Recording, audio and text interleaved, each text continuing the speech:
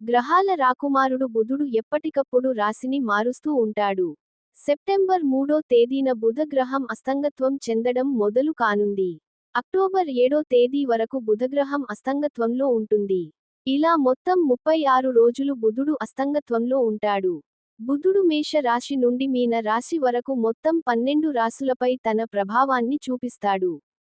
పండిట్ జ్యోతిష్కుడు నరేంద్ర ఉపాధ్యాయ్ ప్రకారం, కొన్ని అదృష్ట రాశులు బుధుని అస్తంగత్వం నుండి మంచి ఫలితాలను పొందుతాయి. ఇది ఆర్థిక, వృత్తి మరియు వ్యాపారంలో సానుకూల ఫలితాలను ఇస్తుంది.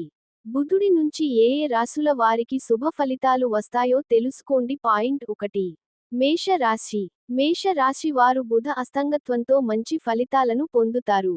ఈ సమయంలో మీరు కొత్త ఆదాయ మార్గాలను పొందుతారు మరియు మీరు పాత వనరుల నుండి డబ్బు సంపాదించగలుగుతారు.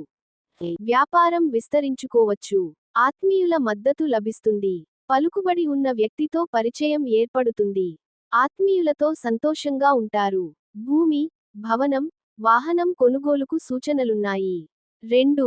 కర్కాటక రాశి. బుధుడి అస్తంగత్వం కర్కాటక రాశి వారికి ప్రయోజనకరంగా ఉంటుంది.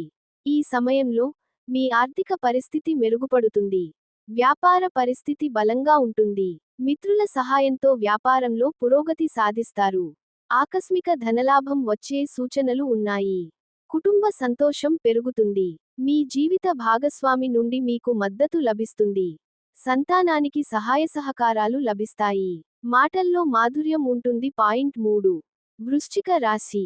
వృశ్చిక రాశి వారికి బుధుడి అస్తంగత్వం మంచి ఫలితాలను తీసుకువస్తుంది. ఈ సమయంలో మీ సామాజిక ప్రతిష్ఠ పెరుగుతుంది. నిలిచిపోయిన డబ్బును తిరిగి పొందవచ్చు. ఆర్థికంగా బాగుంటుంది. వ్యాపార విస్తరణతో నూతన భాగస్వామ్యాలు లభిస్తాయి. కుటుంబ సభ్యులకు మద్దతు లభిస్తుంది.